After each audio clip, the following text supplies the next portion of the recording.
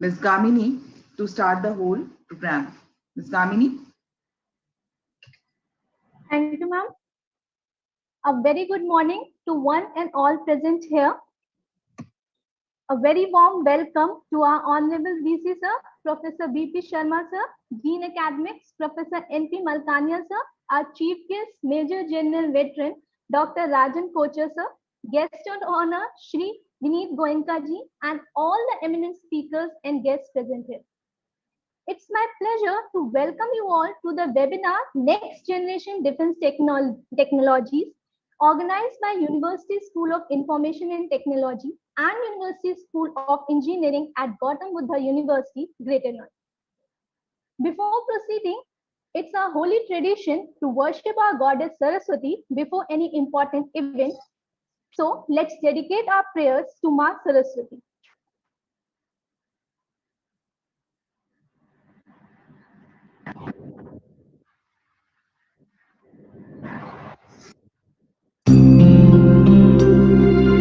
या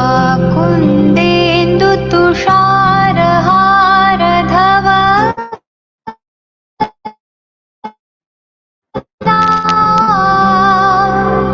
या शुभ्रवस्त्रावृता या वीणावरदण्डमण्डितकरा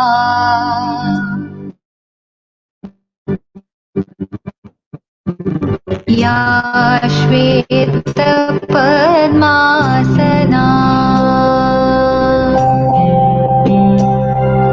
या ब्रह्माच्युतशङ्करप्रभृतिभिः देवैः सदा वन्दिता सा मां पातु Saraswati Bhagwati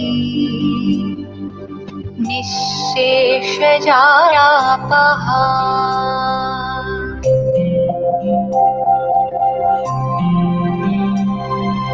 शुक्लां ब्रह्मविचारसारपरमाम् आद्यां जगद्व्यापिनीं वीणापुस्तकधारिणीम् अभयदाम् जाड्यान्धकारापहा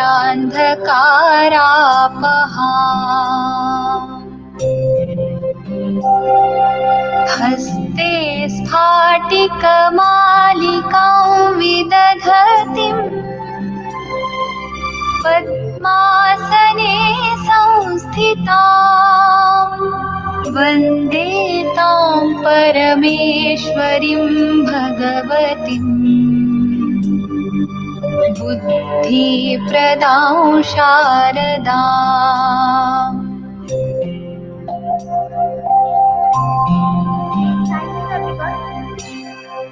Now, I request Professor N.P. Malkania Sir, the Dean Academics of Gautam Buddha University, to formally welcome and address all the dignitaries. Over to you, sir.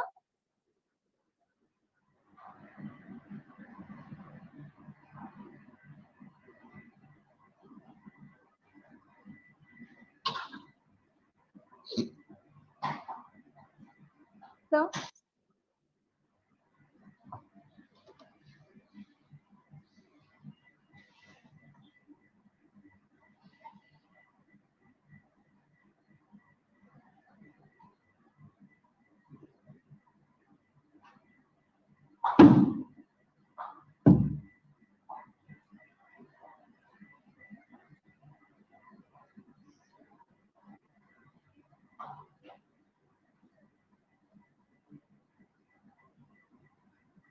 I would request Sir N.P. Malkania Sir to please address us. There's some problem with his system. He is not able to join right now. Okay, ma'am.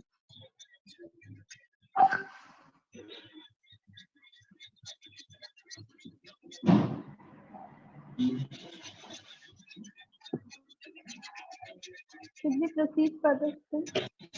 Yeah, good morning, everybody. I really thank all our dignitaries for joining in today. I'd like to formally welcome everybody of you to be a part of this first time webinar on next generation wireless, next generation defense technologies. I think Malkania sir has joined.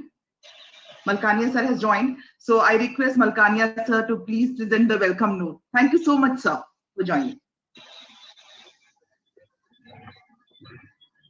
Thank you, Dr. Rudusi. Good morning to all of you. मेरा सादर नमस्कार सभी महानुभावों को. This webinar titled as Next Generation Defense Technologies is primarily the brainchild of our Honorable Vice Chancellor, Professor Bhagwati Prakash Sharma ji, who is also contributing as chief patron for this webinar. This webinar is being organized by GVU schools, namely the University School of Information Technology, University School of Engineering, in collaboration of Center for Knowledge Sovereignty and Srijan Sanchar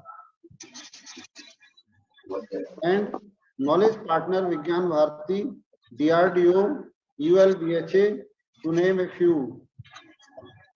I, on behalf of the university and my own behalf, welcome our esteemed Vice Chancellor and acknowledged academician, Professor Sharma ji, the chief guest of the program, Major General Dr. Ranjan Kochar ji, the guest of honor, Major General Vineet Goenka ji, who is Secretary for Center for Knowledge Sovereignty, our keynote speaker, Major General Bharat Panchal ji.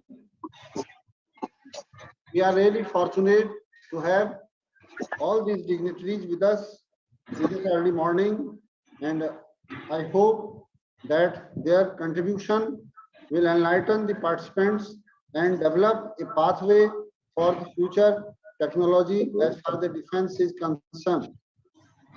This webinar is being attended by more than 300 participants representing more than 50 institutes of the country belonging to 18 states. It has 26 speakers from leading institutions from DRDO, ISRO, corporates, government colleges, institutions, Army, Air Force, scientists from reputed institutions like National Institute of Technology, IIT, and GVU also, to name a few. I am hopeful that their deliberation will enrich all of us and give a pathway for future for the country and for the globe itself. Last but not least, I welcome my colleague, Dr. Sanjay Sharma ji and Dr. Yadav ji, who are contributing as patron of this program and representing the School of Engineering and School of ICT respectively. I once again welcome to all of you and hope active participation in the webinar. Thank you very much to all of you. Thank you very much, sir. Thank you, Professor Malkania, for your welcome note. Now, I would like to introduce a visionary who had been behind the very conceptualization of this webinar. Who had been an and motivation to us. वो ले papers ले बोलने पड़ेंगे ना. चली गई वो, चली गई जो दिखानी थी. You are mute, Vidushi. You are mute.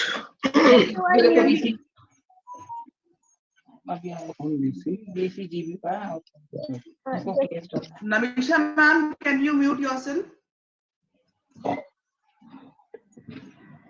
Yes. He has been an inspiration and motivation to us as he instilled a passion to explore the unexplored domains of academics. an academician par excellence, our very honorable Vice Chancellor Sir, Professor Bhagwati Prakash Sharma. He has almost 40 years of teaching experience, and at international level, his distinguished achievement of participating in ministerial meetings of World Trade Organizations are commendable. He has participated in 5th, 6th, and 10th biannual ministerial conference held at Mexico, Hong Kong, and Kenya, respectively. He was invited for Parliamentary Standing Committee for presentations for Ministry of Commerce, Government of India on WTO, and also Parliamentary Standing Committee on Transport, Tourism, and Culture, Government of India, and on capping of third-party vehicle insurance claims liability. He has been honored with prestigious awards, namely Mahamana Madan Mohan Malviya Award for 2016 for contributions in the field of management. Achieved 2016 for best contribution in management sector for the year 2015 in Computer Society of India, an Excellence Award 2016 by Hindustan Times, and Dainik Bhaskar Lifetime Achievement Award, to name a few. To name a few, he has given extension lectures on numerous subjects, but some of the acclaimed lectures include extension lectures on universal humanism of Swami Vivekananda in January 2013 in UAE at Dubai, Sharjah. Keynote address for International Yoga Day celebrations during June 2016 in Bahrain. His other All India assignments include being a visiting speaker to the Bureau of Parliamentary Studies and Training, New Delhi, and other universities and colleges, visiting faculty to the Harish Chandra Mathur State Institute of Public Administration, Jaipur. Besides this, his professional membership include member of Indian Society for Training and Development, New Delhi, as a life member, as a chapter secretary for 1994-95, as a National Council member 2008 to 2009. He had been All-India convener Bharat Solar Power Development Forum, New Delhi, Indian Commerce Association life member, and life member of Indian Accounting Association. Besides this, he has a vast, rich experience in research, and I can only summarize it in numbers, I'm again repeating, I can only summarize it in numbers, though each number represents undaunted effort of years. He has supervised 15 doctoral research for PhD degrees, 75 other research projects, organized around 32 workshops, national and international seminars, 2 national level online surveys, and 3 copyright on teaching pedagogies. Further, he has authored 14 books, 31 popular monographs, 250 plus articles, research papers published in national, international journals, newspapers and magazines, organized 32 workshops and national as well as international seminars, 10 edited books, and is also the editor-in-chief of monthly periodicals, Pacific Business Review International, a monthly refereed and indexed research. I am honored and privileged to invite our Vice Chancellor, Sir, to share his thoughts on the webinar, Next Generation Defense Technologies. Sir. Thank you, Dr. Vidushi. You have actually over-elaborated my introduction, and it was very meticulous. That was not required, yet I convey my thanks to you. Honorable Major General Dr. Rajan Kocharji, Bharat Panchalji, Vinit Goenkaji, all the deans and directors, my friend Nishakant Ojha, HODs, faculty members, research scholars, delegates in this webinar, and all defense and technology experts who are here in this web space. Indeed, border security as well as homeland security or inland security of any nation is very crucial. And particularly for a country like India, which is surrounded by countries having anemic postures. Already we have been experiencing somewhere around 200 to 450 border trespasses from China. Even we are very recently, China has also acquired the Hambantota port, and even they have started issuing visas from Hambantota port, Chinese visas. And very recently, not very recently, sometime back, they have also acquired a mining lease in the Indian Ocean for mining polymetallic sulfides, which are abundantly available in South China Sea also. But just to have surveillance the Indian Ocean, they have arrived here also. And our enmity with Pakistan is not hidden. And we see that China has been operating in the Pak-occupied Kashmir of India, and they have been undertaking heavy constructions there in the name of China-Pak Economic Corridor. Even they have acquired the complete Iradi corridor of Myanmar. Even almost they have acquired 20% of the coastline of Cambodia in return for their loans. And we see that these days India is not having very good relations with China as well as Pakistan. With Bangladesh, sometimes we have good relations, but Bangladesh land has also been used for training the terrorists. So that is one scenario. Another is world is very moving very fast in acquiring ever newer technologies for defense. It's no secret that China has developed two fifth-generation stealth fighter aircrafts.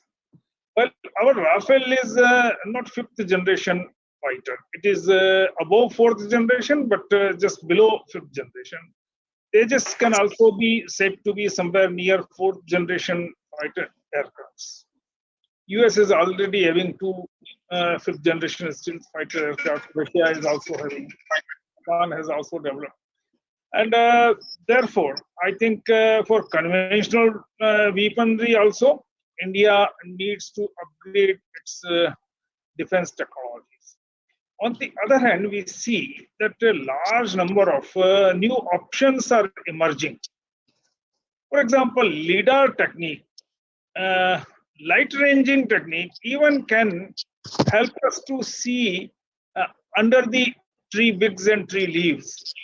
And therefore, when today we are having self-driven vehicles assisted by machine learning based predictive analysis, and there are sensors which can judge the movement of enemy objects alongside the border.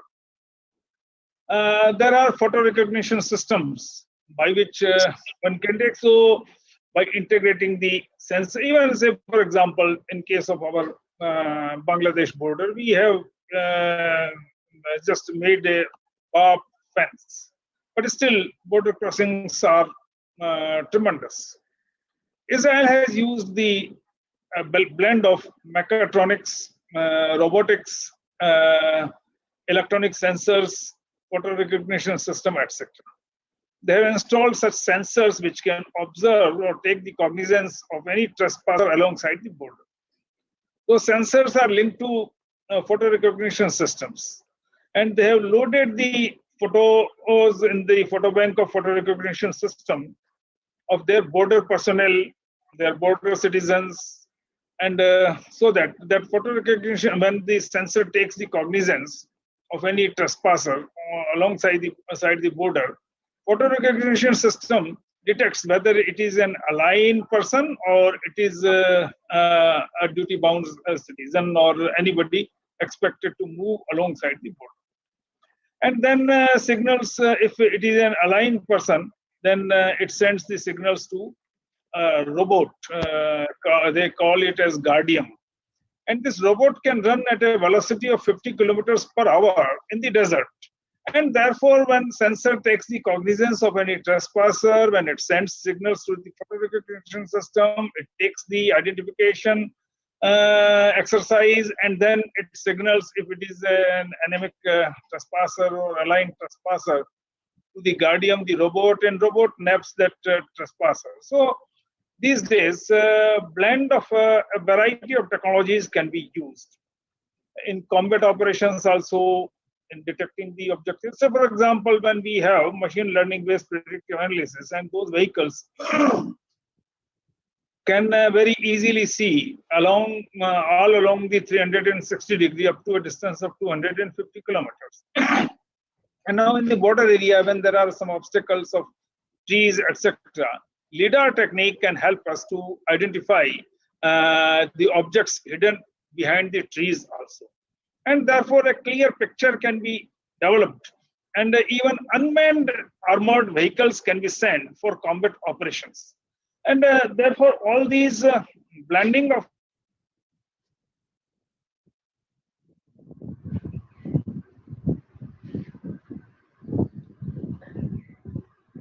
one or two drones alongside our border or within crossing our border. But if sometimes, say today, a large number of drones have been purchased from China, if China would put some small chip, and if it can take over 100 drones from Chinese land, then it can play havoc.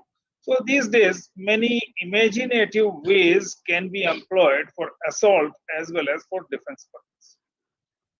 Besides this, I think India has also been making some strides in employing artificial intelligence in defense. But China has blended its civilian as well as military researches for defense purposes.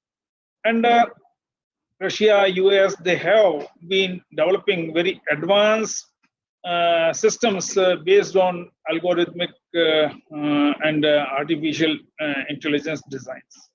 So India also has to cope up with that. That is number one. Another thing is we are having cyber defense command for defense. But actually our banking system, our power grids, our all other areas of operation, they are also vulnerable to cyber attacks. Already China has tried a cyber attack on our power grids twice. And I think we also have to think of a unified cyber defense command, integrating defense, banking, insurance, and all these. We see power grids, etc. Because these technologies can be used in one or the other area. Another important thing that, for example, for last, I think since last 2010, India has been endeavoring to put in place the Mountain Strike Corps. It was in 2010 when Army proposed this to check because Army is highly overstressed on the Chinese border, almost 4,057 kilometers. That is the Indo-Tibetan border. Rather, we had no border with China. If Tibet, we would not allow China to capture in 1950. It was a blunder of our first Prime Minister Jawaharlal Nehru, when even he obstructed discussion on Chinese aggression in Tibet. This debate was scheduled on 24th November 1950. El Salvador had moved this proposal. Though India should have moved this proposal, but we said that it is their internal affair. I think that was the blunder when we called it as internal affair of China, Tibet. Even at the time, Sardar Patel had an altercation with Jawaharlal ji. Rajgopalachari, the former Governor General of Independent India, he also had a very hectic, I think, discussion with him. Even C.D. Deshmukh and large number of colleagues of Jawaharlal ji has said that don't use this term that Tibet is an internal affair of China. Otherwise, we would not have no platform to learn. So in 2010, Army said that we are highly overstressed and we should have a mountain strike coup. At the time, they proposed a cost of 12,000 rupees. Now it has multiplied manifold. and we could not provide the requisite arms for the mountain strike. So we have to develop a variety of defense capabilities. When I'm using term capability, I would like to explain this. For example, when US decided to have defense through Star War, that is, if they thought that if any enemy countries would launch a missile against US or US friendly countries, then they let down a large number of satellites with cameras, which used to monitor all the missile launchers across the world which were having nuclear missiles. So that whenever any missile would be launched, before it reaches the outer space, it could be detected, and within the outer space, it could be destroyed. But then China developed almost $80 billion were provided for this Star War project by US. But China developed laser jammers at a cost of few $1 million, which could jam the camera of those satellites, which could be used to have surveillance of the nuclear missiles. So these days, we have to think in terms of capabilities, that what capabilities we do require for assault as well as for defense by use of various advanced technologies. At the same time, a large number of emerging technologies are visible. We see that Internet of Things, Industrial Internet of Things, machine learning, blockchain, all these 3D printings, they all can be used. Similarly, these days, though biological warfare is not part of this webinar, but biological warfare, I think this corona also people are alleging that it was an experiment of China in biological warfare. Even these days, for example, US has set up a defense cell against agri-bioterrorism at Plum Island, I think at a cost of $400 million. That even someone can smuggle some harmful seeds, genetically modified seeds of some varieties or any other kind. So I think there are a variety of threats, right from genetic engineering, agri-bioterrorism, then the cyber attacks, biological warfare, and then we feel that all the facets of artificial intelligence, including machine learning and blockchain and all these things, say for example, for logistics and troop movement and for strategic allocation of the resources alongside the border, blockchain can help in many ways. But I think Army has a limitation, DRDO has a limitation. And therefore, Indian universities, which are imparting education in various branches of engineering, internet and communication technologies, biotechnology, genetic engineering, they also think what kind of aggressive weaponry can be developed by use of all these, and how can we enhance or step up our defense. So I think a lot of imagination and brainstorming is required. And particularly when already 5th generation stealth fighter aircrafts have come, almost about a decade back. And now I think they are moving towards the 6th generation aircrafts. Countries are moving towards that. Besides this, hypersonic missiles, and there are many such options. So then even when we see raw material security is also very important. Just today we have to import almost 50 crore, that is 500 million lithium batteries, mostly from China.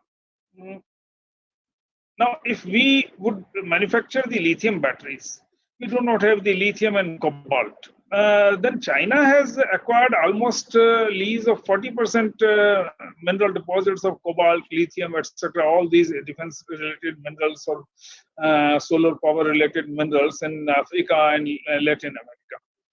So they have, but now we also have to think of raw material security. And if we will also be going for raw material security abroad, then there also we have to take proper care of our establishments. Even ONGC is already having a lot of investment on the high seas. So I think surveillance of our oil drilling rigs beyond the Indian territories and even taking care of our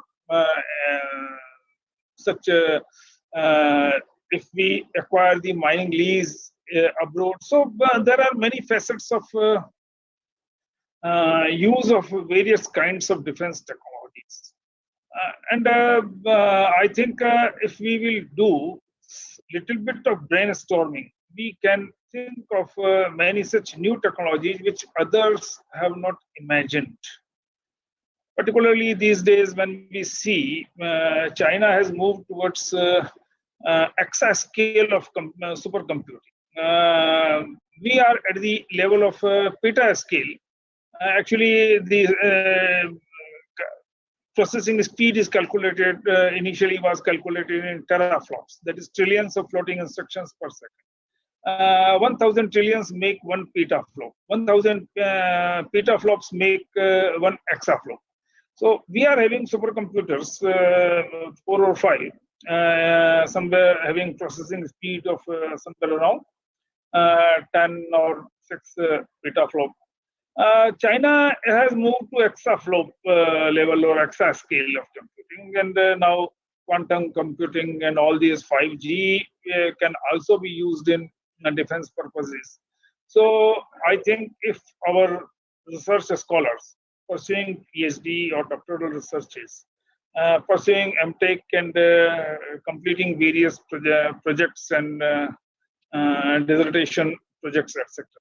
So a lot of brainstorming is required, and we have to develop such ever newer technologies where we can take an upper edge against the enemies or against our rivals or in development of defense. And besides this, I think defense armaments also carry some export value if we will develop. Say, for example, when India acquired INS Kolkata, a warship, and 2 other ships, they were not having surface-to-air missiles. Then we had to purchase them from Israel.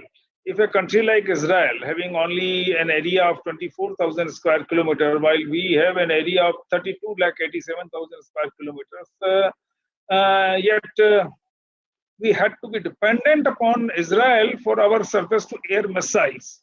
So for conventional weapons also, a lot of research has to be done. So whether these are the conventional weapons or, say, for example, anti-ship missiles of China are very advanced. Even US is lacking in that. And for this, for all these things, the country must have enough number of PhDs in the area of STEM, science, technology, engineering, and mathematics. Some time back, I was reading that now the PhDs in STEM, that is in science, technology, engineering, and mathematics, are outnumbering the PhD in STEM subjects vis-a-vis US. And therefore, for otherwise also, we have to take care of all these things, that we be innovative. Our education has to be much more innovative. And besides being innovative, we have to make breakthroughs for our defense requirements.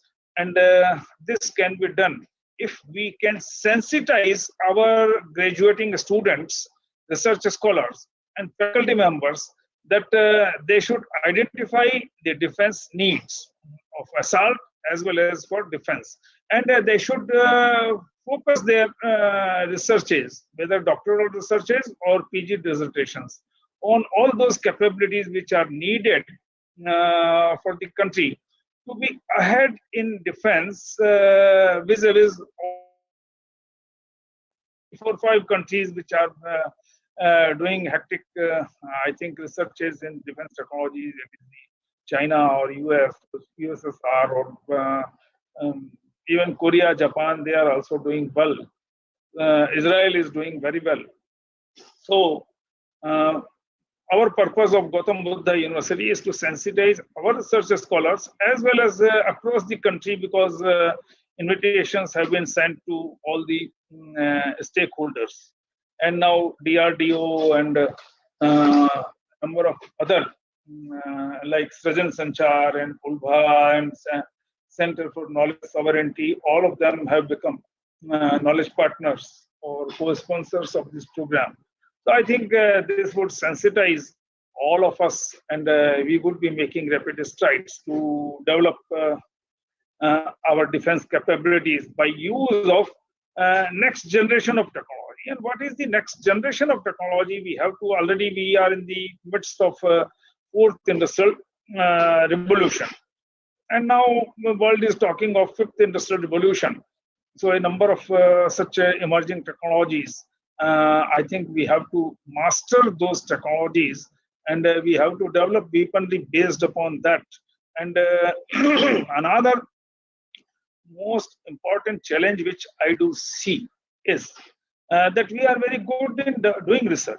And we are doing research for a large number of multinational companies.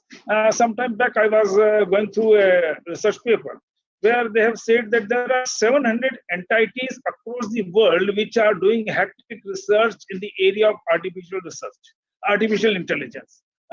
Some of them are university departments, some of them are defense organizations, some of them are research organizations, some of them are teams of individual professors of certain universities, and like this. Out of these 700 entities, I could not find any Indian entity, but almost 30 to 40% of the people working in all these entities are Indian. So we, as Indian, have been doing or undertaking a lot of researches. But unless we develop made by India products and brands, whether in the area of defense or whether outside the area of defense. So we have to develop made by India. Even say, for example, agriculture crop yield prediction, or in predicting the lung cancer, and in predicting the heart blockages, retina scans, and many AI-based products have already been developed almost 10 years back.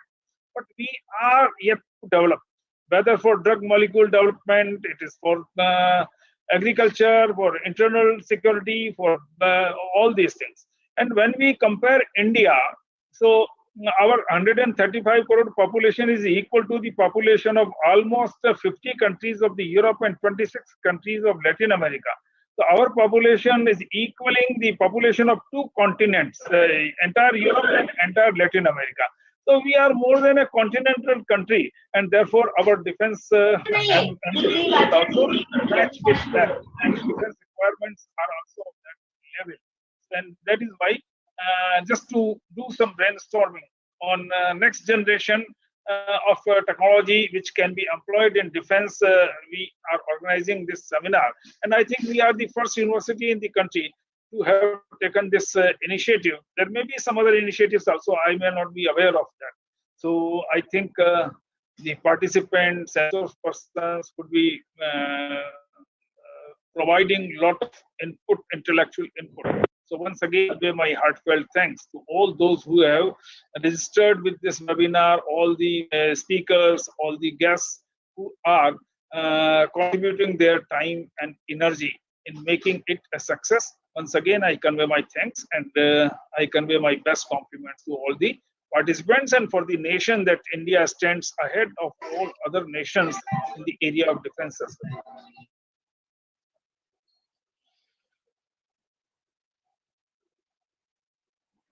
Okay, you can take over. Kamini? Thank you so much, sir, for your kind words and throwing light on current crisis and letting us know about the new technologies like AI and ML that are used in the defense to guard us. Thank you so much, sir. Moving ahead, I feel privileged to have a distinguished chief guest, Major General veteran Dr. Ranjan Kochar sir among us. I may be permitted to give a brief introduction about his accomplishment academic attainments, and his chosen fields. Sir is a former MGAOC Central Commander.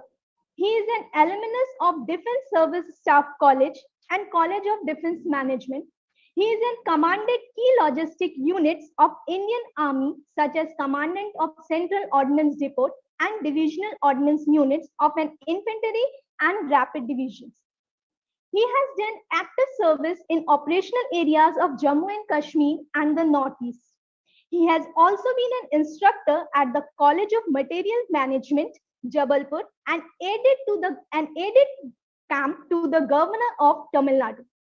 He holds a doctorate in emotional intelligence and is a certified NLP, that is National Language Processing practitioner coach, and is a reputed expert on military logistics and supply chain management. He also holds postgrad degrees in MBA, Master of Management Studies, and has done MSc in Defense Studies. He has been a Dean of Noida Institute of Engineering and Technology and is presently member of Board of Studies and faculty.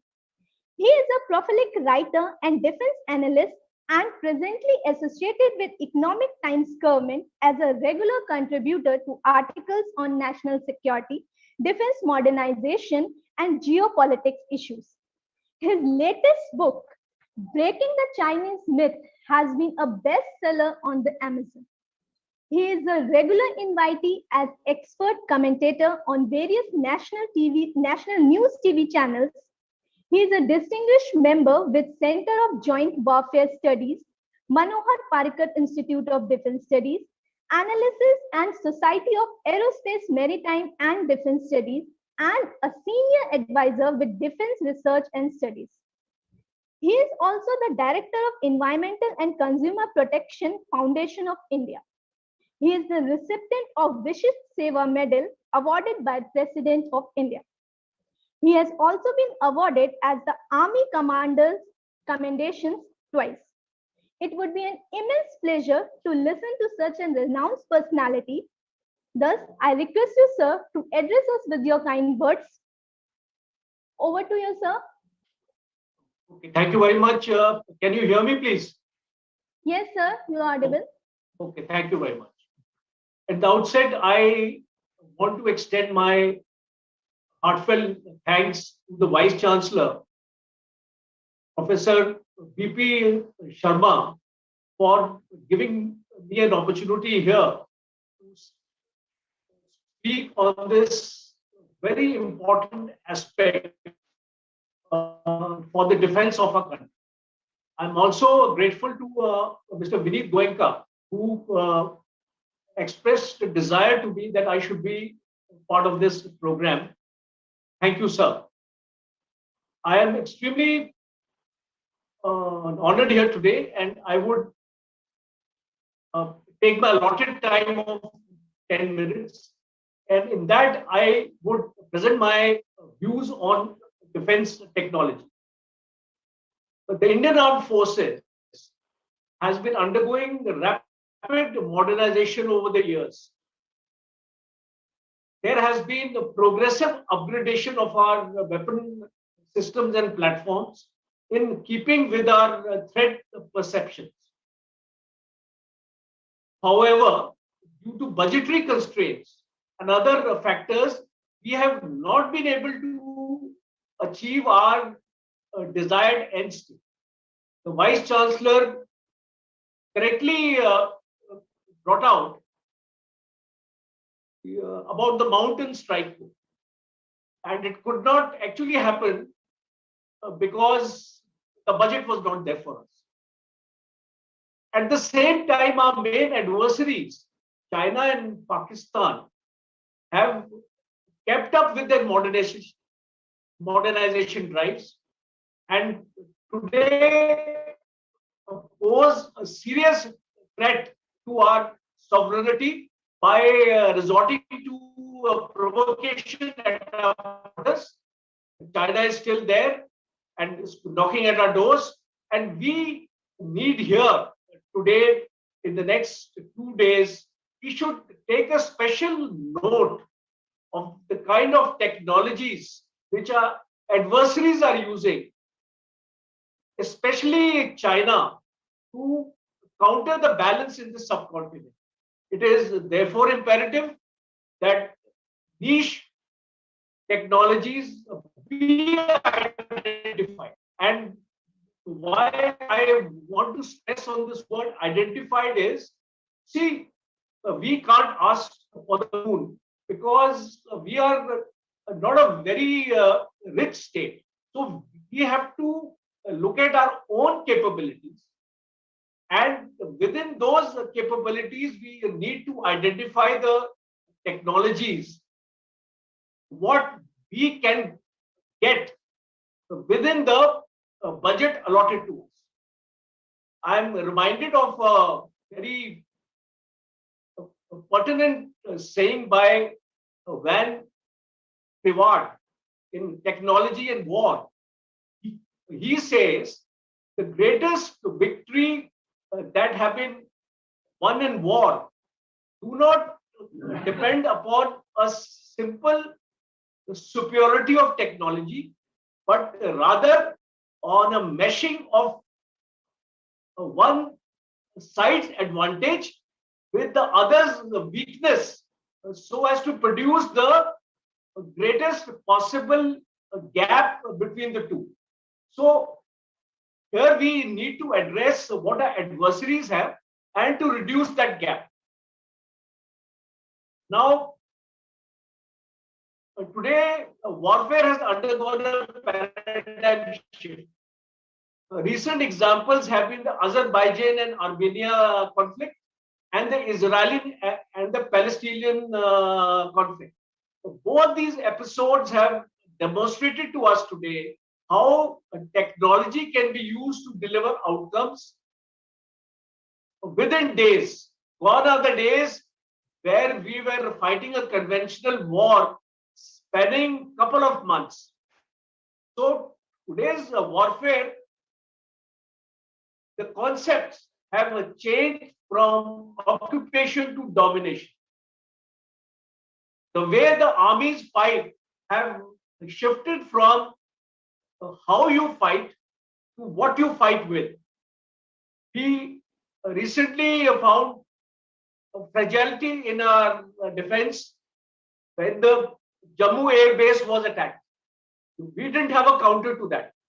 So that is how the warfare and the technology are actually changing every day. Therefore, the outcome of any military competition will depend on technology, strategy, and the human element. All these three things will need to be meshed in order to have a favorable outcome. We need to amalgamate technology with our strategic thinking today. And we see today more instances of cyber attack. The Vice Chancellor spoke about Cyber Defense Command. Greater visibility is there today, and information overload is there, and especially the agility in decision making. Whenever a new technology appears, unfortunately, the leadership has no idea what to do with it. This problem we have been facing in our armed forces. So there is always a resistance to change. So we have to break this resistance now and embrace these technologies. Another area has been a lack of focus on the research and development. India spends only 0.6% of its GDP on R&D. Countries like China spend almost 3 to 4%. So we need to have a more budgetary support and more focus on the research and development. Today, what the Indian Army needs, all the armed actually forces need, you all are here to analyze that, and I will just bring it to a focus point. We need autonomous defense systems. We need measures to counter cyber warfare, robotics, big data analytics, blockchain technology, artificial intelligence, and quantum computing. These technologies, if you study the various armies of the world, they have started impacting future warfare. Once these technologies are operationalized, they will have a great impact on the planning and conduct of warfare. They will transform force projection and force application. So what the Indian Army needs? Precision capability beyond visual range. We need to add deniability and greater intensity into this domain. Detection oblique low cost persistent sensing technology, something like C5 ISR capability, high energy lasers which can be launched from land, air, sea, space, hypersonic strike technology, artificial intelligence and big data analytics, as I already said earlier, advanced cyber capability, robotics, and unmanned systems, including their countermeasures. It is important that if our Prime Minister has set us an ambitious target of going into a 5 billion trillion economy by 2035, we must try to achieve this. We have the best technological brains here, and therefore we have to give teeth to the already existing technology perspective capability roadmap. There is a requirement to identify homegrown technology today, technology which is already available in the country today, budget them, especially establish project management teams, review under Apex monitoring mechanism with delegation of powers and decision making. Unfortunately, there exists a gap between technologists, policymakers, strategists, and war fighters due to compartmentalized functioning. We require a change in mindsets today, gentlemen and ladies. We need to invest in R&D, as I said, and we need to exploit the potential of our DRDO, CDAC, IDEX, and Army Design Bureau. There is a requirement to establish a disruptive technology commission under the NSA, and which could forecast, which could assess, encourage all the R&D projects and nurture emerging technologies. Strategic focus is required, gentlemen, to bridge the technological gap today and shorter the acquisition timelines. Our doctrines, which are already there, military doctrines, have to be dovetailed with technology, because unless we do that, we will not be able to succeed. We have the talent, we have the potential, right now in your university. And unless we formulate a white paper after this deliberation you are going to make of 2 days, please prepare a white paper which can be submitted to the government, because the powers to be must understand the requirement and relevance of disruptive technology.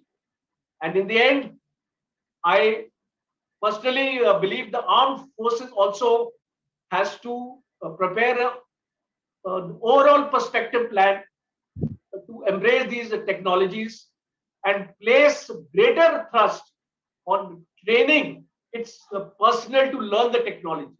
It is, see, the uh, software is important, but the most important is the skinware. The people who have to implement these technologies must know the basics of these technologies. It is extremely important. And in the end, I wish you all the very best. A very, very great initiative on the part of Gautam Buddha University under the dynamic leadership of its Vice Chancellor. And all the best for the deliberations for the next 2 days. Have a nice day. Jai Hind.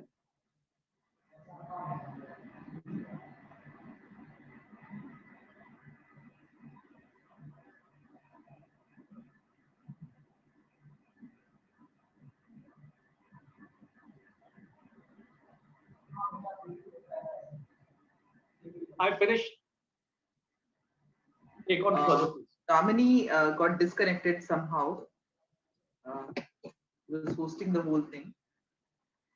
At the outset, thank you so much, sir, for your knowledge sharing with us, and we are very elated to hear from you. Now, I would like to invite a very important personality who have been a part of this making up of this whole event, Vineet Goenka sir, to tell you about him.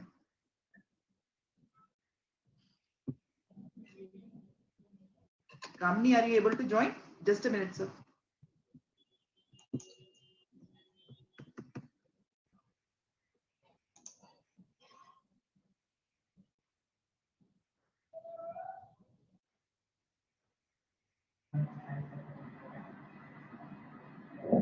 Hello.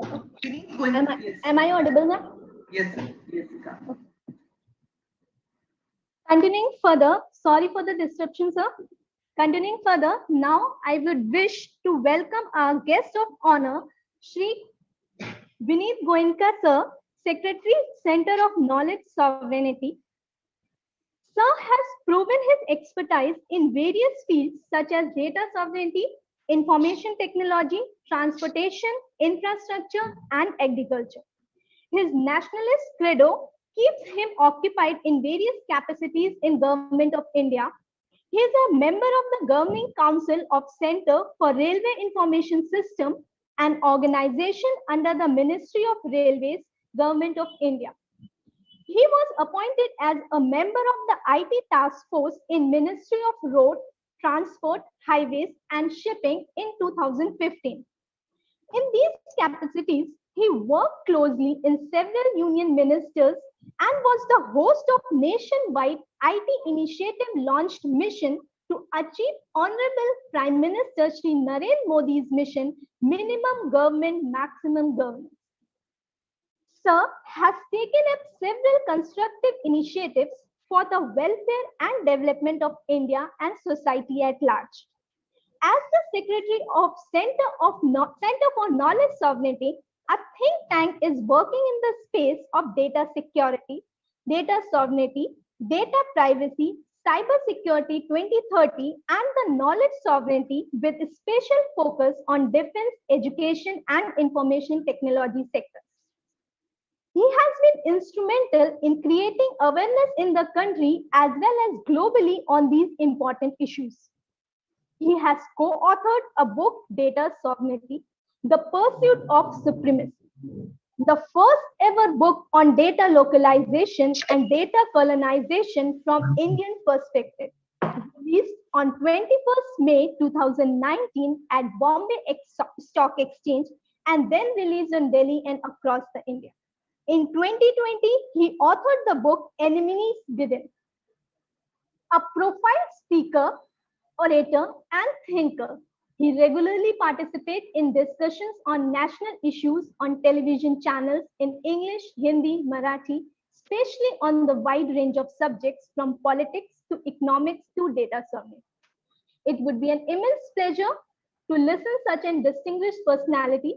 Sir, I would request you to share your knowledge and experience with us. Over to you, sir. My pranams to Vice Chancellor Professor Sharma, my colleague in CKS and Honorable Major General Kocher. I can also see Bharat Panchal ji.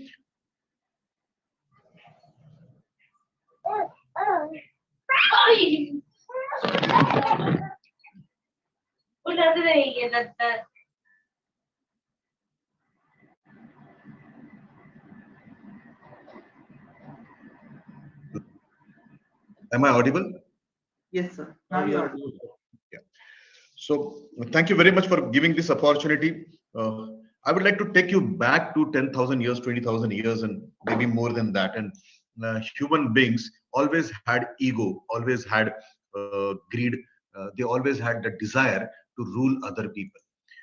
This ego, this greed, this anger, this desire to rule other people, one person over another person, one group over another group, one section of society over another section of society, one community over another community, led to conflicts. And these conflicts, if they were small, were called as conflict. If they were bigger, then they were called as battle, or they were called as war. Now, it took thousands of years for mankind to develop weapon like stone to spear. Initially, they would blow hands on each other, then they would use stones on each other, and later on, they started using spears. Now, uh, from that spear to gun or technologies like war planes, it took around 300, 400 years for mankind to develop properly. But then, very unfortunately, what we see in the last 3, 4 decades, the movement from guns or swords or from warplanes, the movement towards another kind of weapon is very fast. And every year now you see new kind of weapon coming out in the warfare. Now, there are two types of warfare which I understand and which I've learned from my friends in security fraternity. There are two types of way it has been dealt. One is kinetic, another is non-kinetic. And Professor Sharma has spoken about the kinetic part, where one would like to infiltrate in your porous borders using various methodologies, and another person would like to defend himself or herself through various ways. So now, this particular part where somebody who tries to defend has been described. I would not like to go to that part where somebody likes to defend himself on the kinetic part. I would rather like to discuss about something which is non-kinetic. There are three types of kinetic non-kinetic part which I would like to talk. One, which is the extension of the kinetic warfare itself, जहाँ धमाका होता है, बम फटता है, खून खराबा होता है, which is that is called as kinetic part. So you have seen that by using non-kinetic technology, by using technologies which are there available. I am trying to start my video. Unfortunately, there is something wrong with my video, I think. So you will have to bear with me. Or you want me to disconnect and come in again? Sir, your wish. We actually want to see you. That's right. There's a lot of hustle. We want to actually see you speaking. So, okay, so let me leave and then rejoin you. I'll start it again. Okay, just allow me to come inside.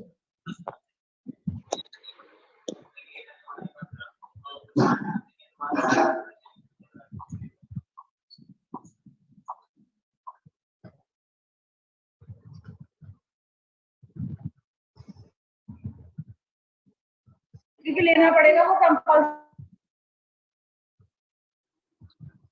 Amit sir, you have to let him in once he joins. Avasti sir.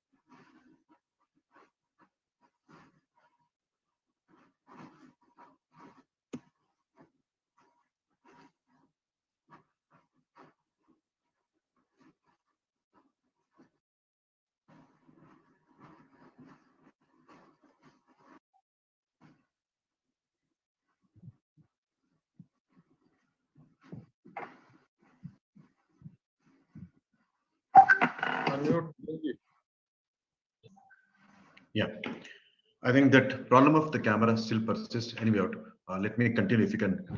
So there are, this kinetic warfare where people were trying to fight each other, kill each other. There was a bloodshed which continued, and there was a use of non-kinetic methodology. And one of the non-kinetic methodology was to use drones, to use locators to identify. And we saw an excellent example. That excellent example was Iranian journal being killed by use of this technology. So here, kinetic warfare was extended by use of non-kinetic warfare, whereby somebody used technologies like drone to locate the journal and then eliminate him, that particular part.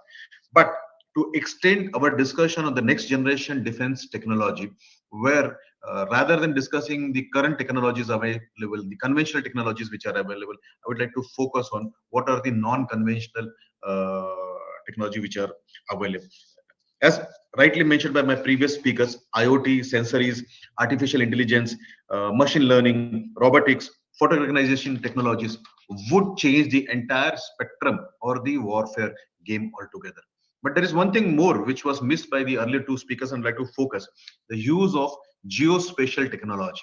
And geospatial technology is going to change the entire outlook. Let me give you three aspects of non-kinetic warfare, which are the warfare which are knocking your doors, and you are already seeing them.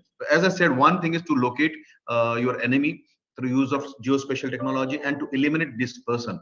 Like the journal of Iranian army was eliminated by forces other than Iran.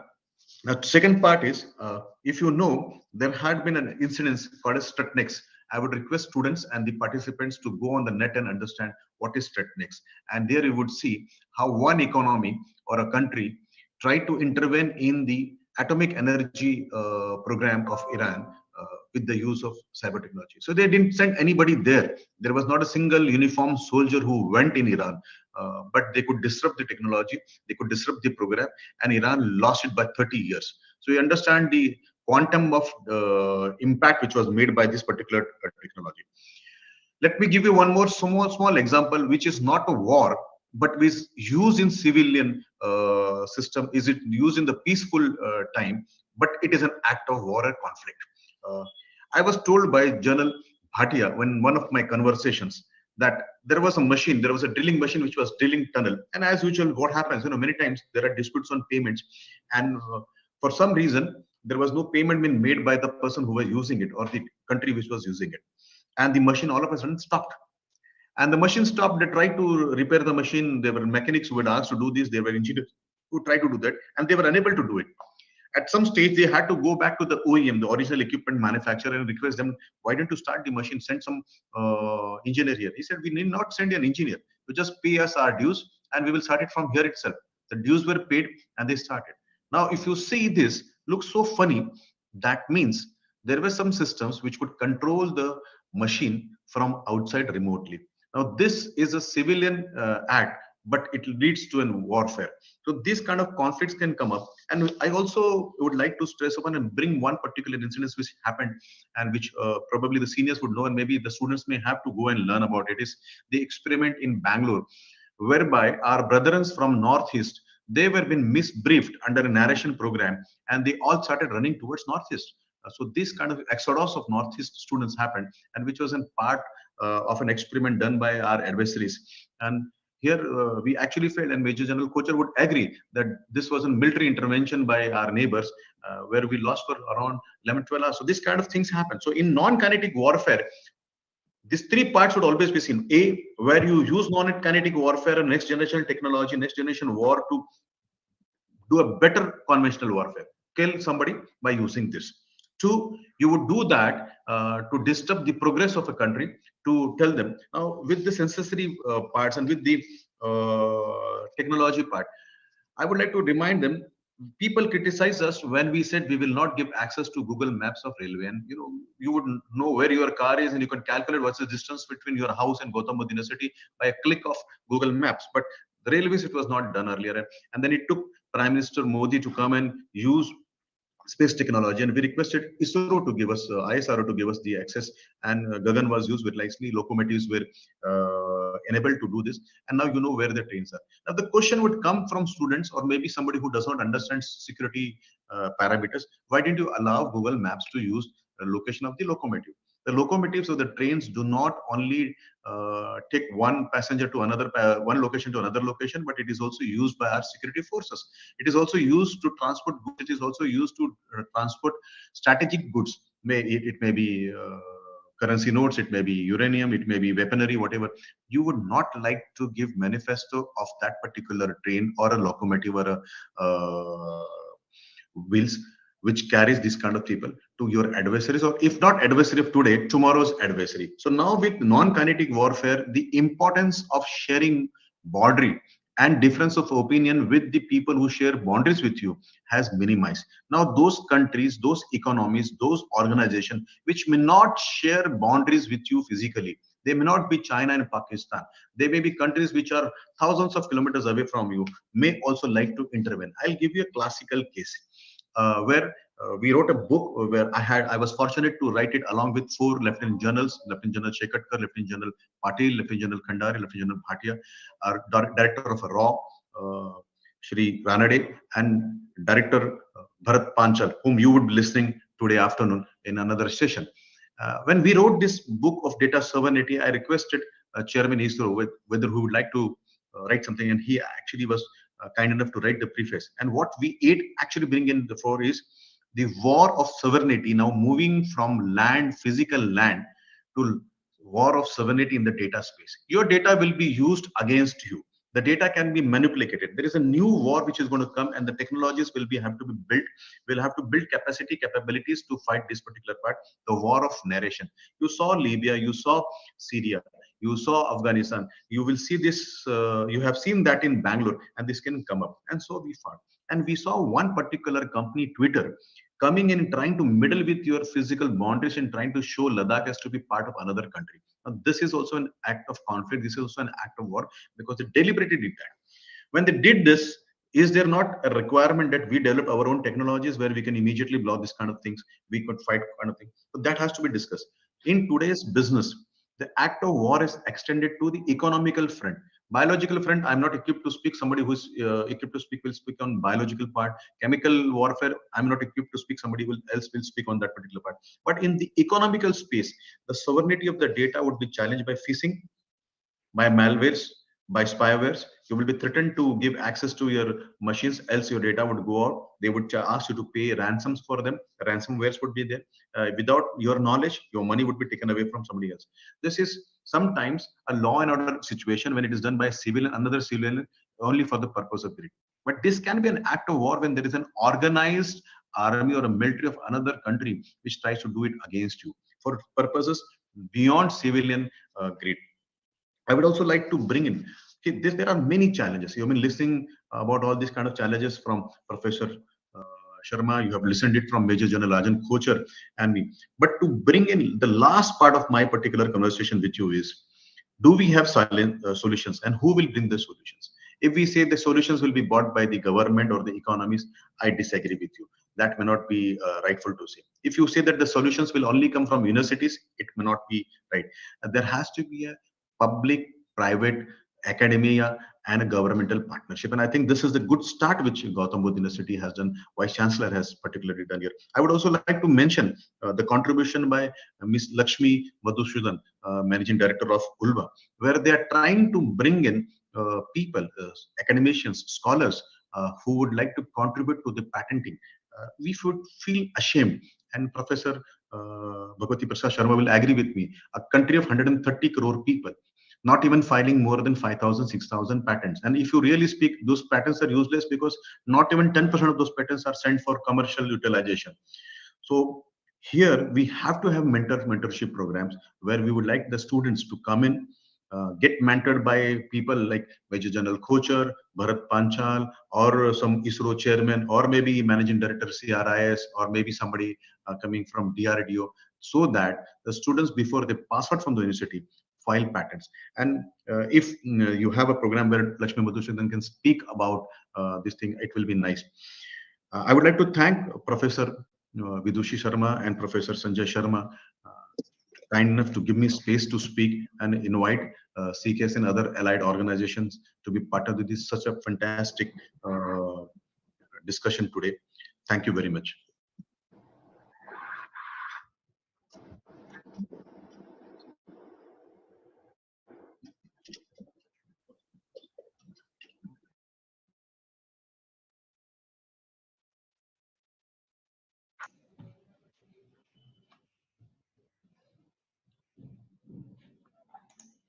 Damini? Yes, sir. Thank you so much, sir, for your energetic words and letting us know about the non-conventional warfare technologies like geospatial technology and remote controlling of remote controlling the machine from the far end. Thank you so much, sir. Now, advancing further our program, now I would request our keynote speaker, Shri Bharat Panchal, sir, to address us. But before that, let me introduce Sir is working as a Chief Risk Officer for Asia Pacific, Middle East, and Africa for FIS Global Fortune 300 and world's #1 fintech supporting banking and payment services across the world. Sir is responsible for creating risk culture at FIS and its ecosystem by the way of designing, implementing, and monitoring risk controls. Prior to FIS, he has been working as Chief of Risk Management for National Payments Corporation of India for more than 8 years. He was one of the strong pillars since inception of NPCI, an umbrella organization for entire retail payment system in India. He managed key functions like enterprise risk management, compliance, operational risk management, ecosystem cyber security, fraud management, and AML for NPI and its ecosystem since the inception of NPCI. He holds an MBA degree in information systems and has around 26 plus years of experience of the risk management and mainly in the banking and telecommunication industry. Prior to NPCI, Sir has worked with Kotak Mahindra Bank, Citibank, Reliance Communication, and Tata Telecom. He has established himself as thought leader for digital banking in India with his immense knowledge in risk and cybersecurity areas and his contribution to make the ecosystem risk-free. He is one of the Scott speaker on risk and cybersecurity subjects in India and worldwide. He has been part of 200 plus conferences in India and 25 plus international conferences across the world as keynote speaker or panelist. He has been honored with prestigious Security Leader of the Year award in 2014 and 2017 by Data Security Council of India for his significant contribution in cybersecurity in banking sector. Computer Society of India has also has awarded him the best CRO of the year in 2016. Apart from several prestigious awards and recognition from the industries, he has been part of many committees of Government of India and RBI on cybersecurity. He has written many articles and papers on cybersecurity and risk management. He is also the co-author of the book, as told by Sir, Data Sovereignty, the Pursuit of Supremacy. After the introduction, Sir, I would like to request you to share your knowledge on risk management and let us know the experience of handling your risk and securing the systems from the cybercrime. Over to you, Sir. Thank you very much, Kavani, and it's indeed a great honor to be here among very distinguished and august audience. Thanks to Gautam University and Dr. Sharma, Dr. Vibhuti and all for inviting me on behalf of CKS. I'm part of that think tank, so I would like to thank CKS also for giving me an opportunity. Is my screen visible? I'm sharing a presentation on critical infrastructure. So, thank you. So we have heard very eminent talk from Dr. Sharma, Dr. Kocha, Vineet Bhai, And we all are talking about the defense of depth, defense in depth in terms of national security or digital security or warfare and all this. But when eventually it comes to any war, the prime target for any enemy that to destroy how quickly and how soon they can destroy our critical infrastructure, how they can cut the major supply chain, how they can disrupt the and entire transportation, electricity, and all this. So when it comes to any warfare today, when we think about security, it is not only the physical security. We have become borderless cyberspace, and when it comes to technology has become part and parcel of our day-to-day life. Let me start with the financial system or ecosystem what we have created in our country. We are today sitting at home, doing all our transaction, doing entire thing in in this pandemic time, using our mobile or computer system at home. I will take you back in 2002 when a great industrialist, Sri Dhirubhai Ambani, he came out with one slogan, "Kar lo duniya mutti mein." He was literally mean by having communication in mobile, but that has gone much ahead today. The "Kar lo duniya mutti mein" is in true sense we are doing everything in our hand, be it your banking, be it your education, be it anything today. So the technology penetration has gone too far. Coming from banking or to public infrastructure, the automation what the government has done in last couple of years is phenomenal. Vinit is a part of that great journey of IT digital movement, be it in the railway ministry or the national highway and all. We have seen how soon, how fast it has developed the technology. Healthcare, I think we need not to go too far. COVID application itself, that gives a piece of kind of pride to all of us that look, even in America, people do not get that vaccination certificate after 2-3 days because it comes with physical form. Whereas you just book your appointment for vaccine. The moment you take vaccine, the data is entered within few minutes or few hours. You are getting your certificate. I think that's a phenomenal change.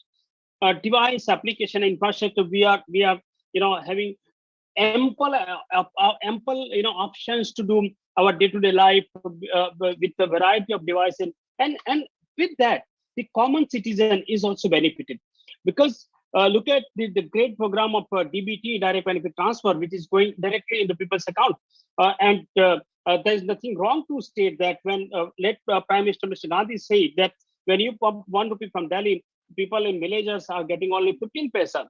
God knows where 85 paisa is going. Though everybody knew that where it was going. Today it is tap. It is tap and common citizen that they are getting benefit coming directly into their account. But when it comes to warfare, all this come to completely negative side because when enemy is trying to disturb you just take any of this example, be it the fintech, be it bank, be it public infrastructure, or your healthcare utility and all that, because your national critical infrastructure is a core of your strength. For any country, they will never ever allow that national critical infrastructure to be exposed to any sort of risk, because every single sector you just see on the slide, every single sector is a foundation for any nation to prosper, to develop, and it is a more rather the strongest pillar for national security. Therefore, the critical infrastructure has very vital importance when it comes to warfare and in a kind of defense strategy, because it is not only running the country, on day-to-day basis, but it store, it transmit huge data, huge information, and lot of things, that can be, taken as a analytics for future strategy. Now, in that case, why the cyber attack on the critical infrastructure are very important to watch, because definitely there's a motive, and when I'm talking about the motive, naturally the common or a very small type of fraudster or hackers, their objective is to get financial benefit, because then the worldwide, 70% of cyber crime happens just for for financial benefit. But when it comes to warfare, I think between two countries, the motive is very, very clear. One want to become superpower, and therefore they want to destroy. Now, look at the India cyberspace. Indian cyberspace is weaponized. When I'm talking about weaponized, because look, the kind of internet connectivity what we used to have, the kind of mobile density what we used to have a decade ago, and today's situation, I think it is phenomenally changed. It has gone completely different. We have gone in technology so much so deep that it is at no point of return. You can't just detach a technology from, forget about your personal life, but in any professional services or defense services what we are using today. Our adversaries are very, very sophisticated and motivated. Needless to mention, the highest kind of threat or cyber attacks are originated are either from China or Pakistan or their associated country, and we know the ground reality that how India is targeted from all the possible angle in terms of engaging in a kind of cyber warfare. And therefore, our critical infrastructure always under attack in very, very systematic manner. I will take few of example, and Vinitbhai has also already mentioned about the Stuxnet. One can just go and look at the kind of systematic damage done to Iraq, which took them 30 years back. Then the possibility that Indian citizens' data, personal information is leaked, and you all are aware that it is you go into dark web and you will get everything and anything. With this, the hackers or cyber criminals now are acting as a soldier and spies. One need not to go physically in the enemy's country and get some information. Some teenager was sitting in Ukraine who can hack one of the biggest bank in India. Then if anything can happen to any of these sectors, and therefore it is charming as an espionage for the 21st century. So let me summarize on this slide that any cyber attack on critical infrastructure, it is just not a human or one individual's act. It is a state-sponsored act, because it is something for definitely the superior gain and all this. If that attack happened, that caused massive damage. I'm just giving an example. Look at in the month of May, India was struggling for oxygen shortages, and the entire supply chain, be it central government or every state government, we all were trying to fulfill the need of oxygen. Look at that particular time. If the supply chain was broken because of any cyber attack, you can just imagine the kind of damage it could have caused. And why the cyber attack very, very, because it can be originated from anywhere. As I said, you need not to come and walk inside my territory and attack me with a assault gun or anything. I can just sit in one end of this world, and it can impact on your entire geopolitical equation. The great example what Vinitbhai cited about the Northeast movement happened, and it was some social media and the exodus what we have seen that was phenomenal. And with that, let me touch on very small example of what happened in recent past. It's not too far. On 10th of May 2021, the US declared state of emergency. US is a superpower in terms of technology, and still this has happened.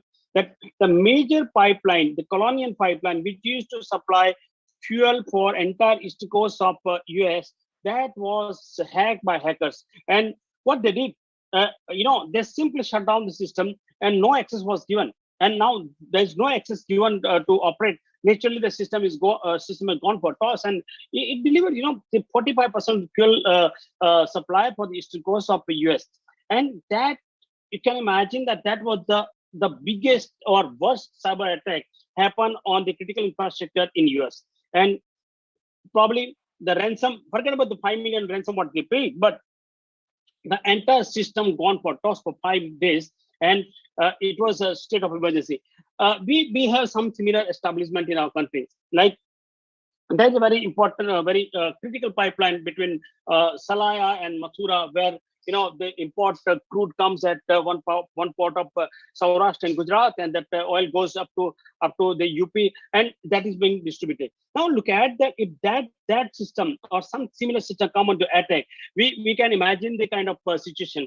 Now this picture is definitely not a cyber attack, but kind of damage what it has got. This small canal of Suez was blocked because of one ship got returned, and how the kind of impact what it has caused. I think 10 billion pound, $10 billion across the world. It was because it was a blockade of 40 to 400 plus ship for more than a week or so, and kind of ruckus it has created. What is important in this particular incident, that it was never ever envisaged that this also can happen, and if that happen, then it can ruin the complete supply chain for the entire world. Some similar incident happened many years ago. Volcano was erupted in Ireland, and because of that, entire Europe, they never thought of that. They can't fly. They can't take off any flight for more than 40 days. And I think that was one of the lessons. This one is the second lesson. But when coming back to home, and this is very, very pertinent for we as a country.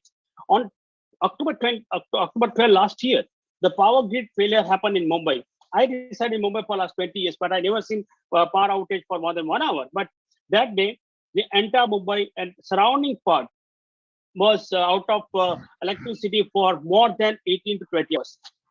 Naturally, initially it was stated that some malfunction happened and all this, but later, very recently, 2-3 months back, then it was in news, and they confirmed that the unknown Chinese entity, they were mounting a cyber attack on Indian electric infrastructure, and that was one small trial they did, or perform a concept to bring down the power grid for Mumbai. Now imagine that if that goes for our atomic station, it goes for our railways, you leave apart everything. Look at the cities like Mumbai and Delhi. If your traffic signal itself, the traffic signal system itself is hacked by hackers somewhere sitting one part of this world, and kind of chaos what that kind of a system may do, you just can imagine, because the entire traffic system or air traffic system also is completely dependent on technology. And therefore, why all these are very, very important in today's time. Our atomic station built many years ago, railway built many years ago. At least every critical infrastructure, the base infrastructure of this country has been built, many, many years ago, where technology was never ever used heavily like what we are using today. And therefore, the security has become a concern, and world has also seen the security concern largely only after the World Trade Center attack happened in 2001, and the kind of lesson what the world has done. Probably that has changed the thought process around cyber warfare or defense warfare, and complete thought process. Now the situation that when our systems have not been designed with security in mind, that is what is making the biggest kind of I would say constraint, and that's why it become easiest target for any cyber attack. So while all this is true, we as a country, we are a progressing country, and we definitely have huge kind of a skill set and the raw material available to make us a more foolproof. So I think it is a time where for anything and everything, the larger issue that why am I critical or am I not critical? Some kind of a perception need to be clear of, because when it comes to it is in context of when the attack has happened. Medical system may be very, very crucial in today's time, may not be transport because people are not using transport, but the context can be changed. So always one need to identify that who are the attackers and what is the motive. Because when naturally a guy calling from Jamtara and asking me that I'm calling from SBI, that his motive is definitely very, very clear, that he wants to drag me into fraud and he wants to get money away from my account. But some similar call come from any unknown number from Pakistan or China, that motive must be different than the Jamtara guy. So that's a very fundamental or basic example. But are they, how we can identify that this attack are part of larger design of thing? Because when when larger attack happens, they always try to do some recce, and they try to do some small kind of proof of concept, and then they initiate larger one. So when it comes to this, what is the response from Indian state? I think that is where we all need to really gear up and try to think very collectively that what is the response from Indian state and what is working in favor of Indian state? Because always, like, let me put this question back to the example what Vinit cited about the Twitter. If Twitter is showing Ladakh as a part of a country, now it is in favor of India or not? I think it is not, because it's a war of narration. If those kind of narrations are going on, and then it's a really challenging the sovereignty of the country. And in that case, what should be our response? I think that's the time. It is a time where we need to strongly and formally decide our question on that and response. Because when it comes to cyber, definitely we have to have defense in that to counter such attack. And if we have counter attack, then we also need to wonder how do the threat actors see the response from India, because it is just not for for sake of this one, but it must be assault, then kind of restrict ourselves into this. So building cyber defense, keeping the critical infrastructure and the overall defense of the country. I think few sessions or few takeaway. I think very important. That look, today there are so many agencies out there. There is NCIPC, there is a CERT, there is a many other ministerial or divisional monitoring. I think it is a time where we need to bring a lot of synergy to mitigate activity, because when it comes to critical infrastructure, it may not be limited to military establishment or garrison or kind of defense area, but it will also can be extended to all our critical, be it thermal power stations, be it transport, airports, and all this. So there has to be a synergy in mitigating such activities, and it must complement each other to protect an emergency response. Because when it comes to cyber, I think there is definitely no assurance that everything will be safe. All we can do that how soon we can detect such a threat, and the moment threat is detected, how fast we can respond back to their kind of attack. I think that is what is very important.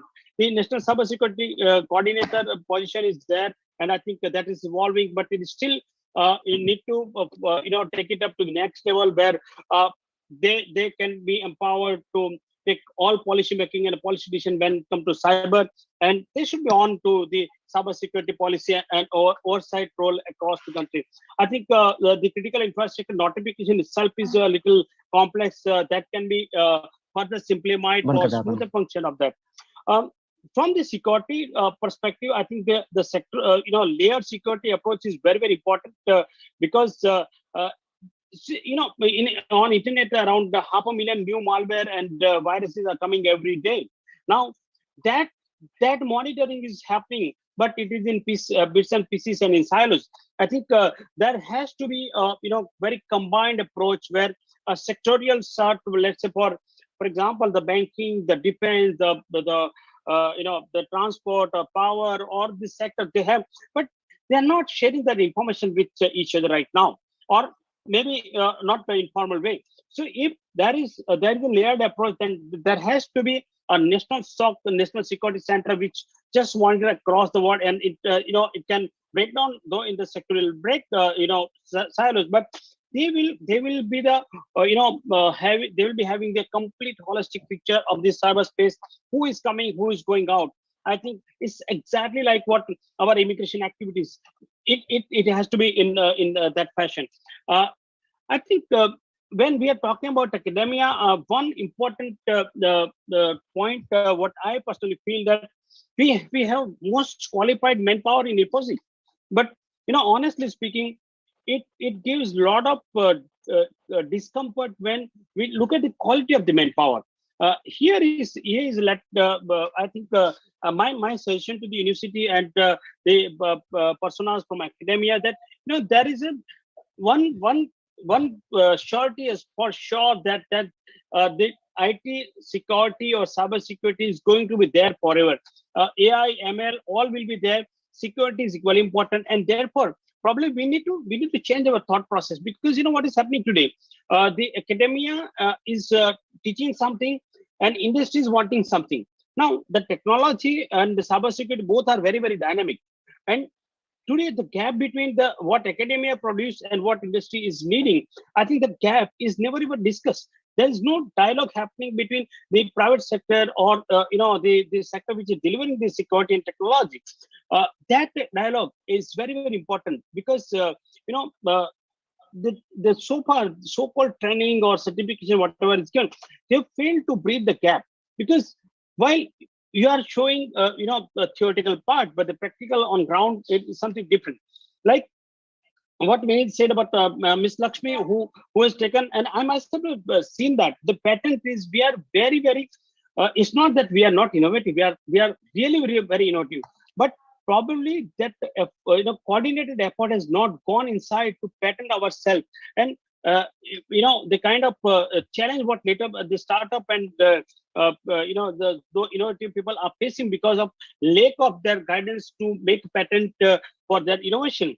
That is what is creating a lot of frustration. So I think what Vinit Bhai has also mentioned, Ms. Lakshmi can be a creator, because I personally have seen the only such objective which somebody came with such objective. So my request is that people can be, students can be, motivated to go for as many as patent what they can do. I think one more suggestion, that creation of Bachelor of Technology or BTech or BE in AI and ML, AI and information security separately, because both does not complement to each other. The information security is a very, very, very serious business, and therefore focusing more on those kind of roles would make a more meaningful for the overall community. Last but when it comes to national resiliency on technical resiliency, probably it is important for all our critical infrastructure or for a nation, that there has to be a national resilience center which built very kind of dedicated network for all our defense warfare, or those are very, very critical for national security. A separate network like what defense has, something similar to that. Then the malware repository is today while we say that we receive so many malware every day, but there is no compilation, there is no repository available at national level, that if let's students want to do some research toward that, probably they will never ever get the complete set of malware what has been entering Indian cyberspace. So that is one of the important thing. The dark web monitoring. See today, our spies agencies are there, and they always keep watching the border, across the border, and every side. But we have abandoned the critical monitoring on dark web. It is just not about selling drugs and weapons on dark web, but there are talks going on about coordinated attack on Indian cyberspace and things like that. So that is very, very important in today's time, to monitor what kind of discussions are going in dark web, which can be useful for our sovereignty and can be taken into consideration. Last but not least, I think India has we have a time to consider our own standard. A very best example what Vinit Bhai has given, I'm taking again, that why ISRO was unable to give Google map data to the railway and not Google. Please understand, there's a very thin line between these two, because when it comes to sovereignty, we will have to go with Atmanirbhar Bharat in every aspect, because while you are doing whatever data you are giving today, God knows where the data is going. And when, especially when defense data or military movement or anything pertaining to our strategic interests of the country, if that data is not sure who is watching, probably that would be the weakest link in all our defense mechanisms. So therefore, national standard making policy would much more needed. So in my view, the comprehensive protection strategy lies in these 7 areas, where definitely we have to have comprehensive governance model for all critical infrastructure. the security is by design. We can't tell security at the very, very latest stage. We have to start thinking of any service. We have to start thinking with the design, with the security by design. Continuous monitoring, because the cyberspace is not something has 8 to 6 job. They are continuously 24/7. So we and that risk posture also change every now and then. So continuous monitoring is important. Holistic risk management, because if a small incident happen at Suez Canal, which can cause to whole your country in terms of medical supply, you can imagine that something goes wrong in our country, where it will touch, well, where it is going to hit us in various areas.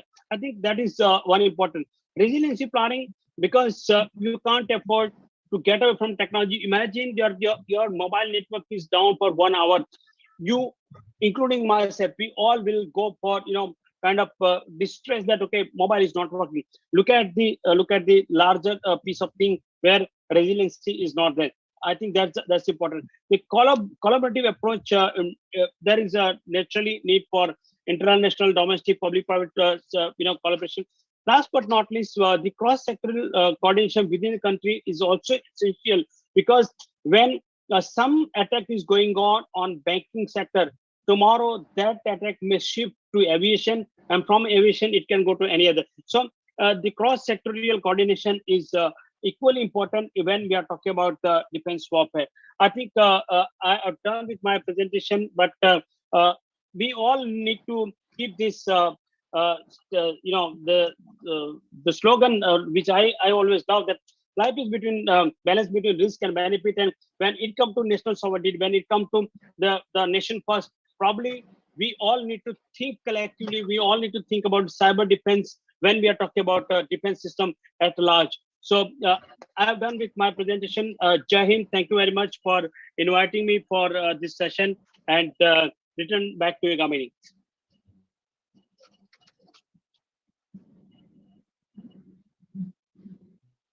Neeta, please send the attendance link too. Thank you so much, sir. Gamini, can you unmute yourself?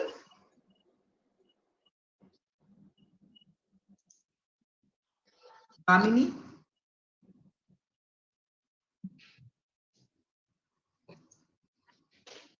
आप invite कीजिए doctor साहब को, doctor PK Yadav ji. Yeah, now I invite. Thank you so much, Bharat sir. It was very thought-provoking. I see the comments on the chat window which were coming, like what should we do to ensure security at our national fronts, and there were so many points we have never considered, but they are part and parcel of our lives. Thank you, sir. Now I invite our Dean Research and Planning and also Deans of Professor P.K. Yadav, sir, to present the vote of thanks. After the vote of thanks, we will be joining the parallel sessions which are there on the Google Meet link. Yadav, sir. Very good morning to all of you. Well, I consider it to be my proud privilege to stand before you and to propose the vote of thanks. We had very great luminaries and legends from the field of defense and also from cyber. Now, in fact, I am honored to have chief guest, Major General Rajan Kochar, a celebrated person from defense who shared his views and experiences with respect to latest technologies which are being used in warfare. But one of the very important points which he pointed out is the skill needs to be developed, and there has to be even matching in between the skill and the latest armament. So, Major General Kochar, I am honored and obliged, and I'm very, very thankful to you, sir, that you helped us out with this next generation technologies and shared your views and experiences. We are honored to have our own Vice Chancellor, Professor Bhagwati Prakash Sharma ji, who in fact conceived the idea of having this conference and webinar. And as you know, he thought of having as many as 12 tracks with different latest concepts which are being made applicable. So much so, he himself told that this is perhaps the very first webinar which we are having on a topic like this. We are also honored to have our guest of honor, Sri Vinit Goenka, one of the celebrated speakers who shared his views and experiences with us and with our participants. Thank you very much, sir, that you helped us out in this particular bench. We are equally grateful to Sri Bharat Panchal, who delivered the keynote address, shared his views. We were, you see, I must say that we are much more richer now rather than what we were earlier, when we did not hear your. So, sir, thank you very much for giving your ideas to us and to all the participants who are from our own country and also from abroad. They are right on trying to understand things. And of course, because this happens to be the very first venture, particularly in next generation technologies. And I understand and trust that there are many more things which have to follow. Our own Professor Malkania, he is Dean at ACAD, who in fact came out with his opening remarks and discussed about the technologies and of course all related issues with respect to this particular topic. Now, I am again honored that our Vice Chancellor, during this year only, this is in fact 117th webinar which we are having, and all of them things have been discussed at great length and at great depth. So hats off to our Vice Chancellor, who is a core academician, and the environment itself in the university is so vibrant and academically charged that we are on to it. Now, apart from this, as I told you, we have got as many as 12 tracks, and in each track we have got a minimum of 2 speakers who are highly seasoned. They will also be sharing their views. At the same time, we also have a number of coordinators who are coordinating all these activities and putting their heart and soul together to see to it that this conference webinar comes out with grand success. I must put on record my deep sense of gratitude to the entire organizing committee headed by Professor Sanjay Sharma, who is the Dean of Information and Communication Technology, and his entire most committed team who is there to help us out. It is difficult to name all of them. At the same time, there are 24 speakers due to paucity of time, it is rather difficult to name each one of them. But in no case, it belittles their contribution. So I once again thank all of you, sir, for gracing the inaugural function. And at the same time, I am also grateful to all the speakers who will be sharing their views during these 2 days. Thank you very much. On to Dr. Bidushi.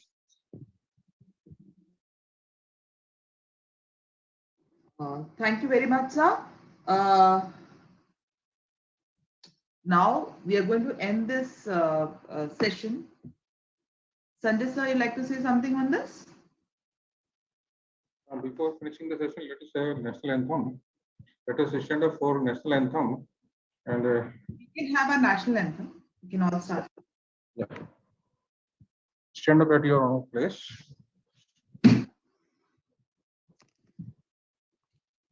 And start.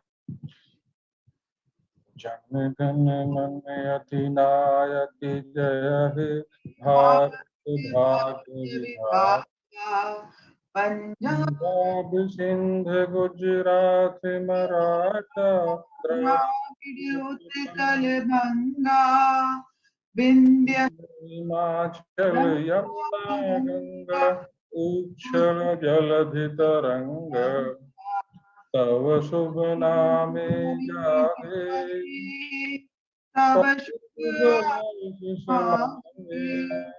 गाए तव